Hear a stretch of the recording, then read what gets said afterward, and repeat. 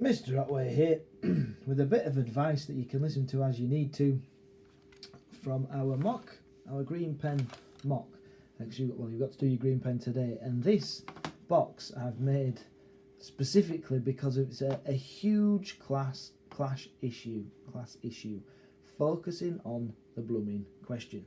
You definitely 100% need to focus on the question from the very start of the answer. So if you've got two consequences, you start with one consequence. If you've got to explain the importance, you start one reason this was important was, and you need to use these in your rewritten answers.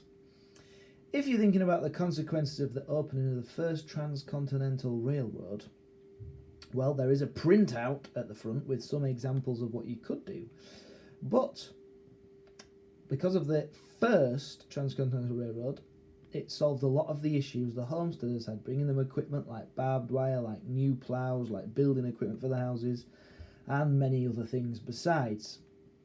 It also opened up trade generally because things could be transported between the East Coast, where most of the factories in America were, to the West Coast. Then they could be sailed across to Japan, and also it meant homesteaders, again going back to homesteaders, could sell their produce far and wide because they could transport it quickly without it going off or rotting. It was easier for the US Army to control the plains against the Indians because they could move troops where they needed to be a lot quicker. It was a huge boost for the economy. Remember, we talked about this in the lesson, because if you've got railroads, you've got people who work actually on the trains, train drivers, ticket instructors, the people working in the stations, the people building the railways, the coal that's needed, the timber to build them, the steel that's needed as well, which are industries linked to the railroad for the economy. The building of the railroads was really important.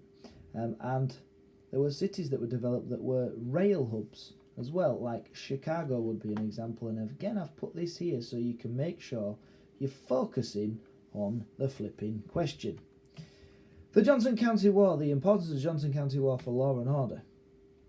Well, the events were important for law and order because it shows that the law itself was suited to cattlemen, because they managed to get away with hiring the hitmen, and they hung people, they lynched people, that would be a better word than hung, they lynched people without trial. They got away with punishment because they managed to keep the trial going for as long as possible, so that eventually the other side ran out of money and they didn't get prosecuted. People were ignoring the laws. So it was important for highlighting how people were ignoring the laws, getting around the laws. And the homesteaders did form their own vigilante groups to go and deal with the cattlemen as well. And the results were important to law and order because it broke the power of the cattle barons, this was the name of their group. It also eventually meant there was less cattle rustling and more peace among the plains. The whole conflict between homesteaders and cattlemen sort of petered out as a result of this. Nobody wanted to see this again. The cattlemen, because it was a catastrophe for them. The homesteaders, because nobody likes hitmen coming after them.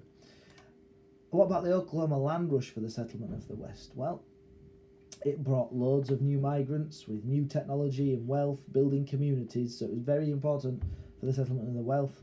And it hastened the demise, so the downfall of the Indian Territory. Subsequently, because there was more than just one Oklahoma land rush, more land rushes in the area meant that most of the Native American land had been removed from Native American control, and the whole thing eventually became the state of Oklahoma. So basically, it was a sad event for the Native Americans because it meant that they lost more power and more land. You could also talk about America being in the midst of the worst depression they'd ever experienced, and it was one of the reasons why the land rush was one of the biggest of all time. It was significant because cities began to establish. It helped people to say that, thinking for the settlement of the West, it was important for all of these people who were running from the worst depression of the time to find opportunities and find something to do and potential employment or a way of making a living somewhere new that it was unsettled before, or certainly unsettled by the United States, even if the Native Americans lived there. And lots of you wrote about the Battle of Little Bighorn, but not about why it was important for government attitudes, why the battle itself was important. So you were telling me about the battle itself, but we needed to know what impact the outcome of the battle had on government attitudes. So it was a Pyrrhic victory. It meant the government changed from limited warfare to total warfare, which meant that the Battle of Little Bighorn signalled the beginning of the end for Native Americans. They were forcibly moved onto reservations, they were mercilessly hunted down if they didn't, and there was a tactic to hunt and destroy the buffalo herds, so they couldn't live off the reservations even if they wanted to. Also, it meant a concentrated attempt to break up the power of the tribes through things like the Dawes Act, which is when individual Native Americans were given land rather than the tribes, taking children away, sending them to boarding schools, and banning religious celebrations. These are the sorts of things which show the attitudes of the government towards the Plains Indians as a result of this battle. And again, we've got the sentence starters to focus on what it's asking you for here. So hopefully that's all a help to you. Fantastic, there we go. Ask me if you're unsure.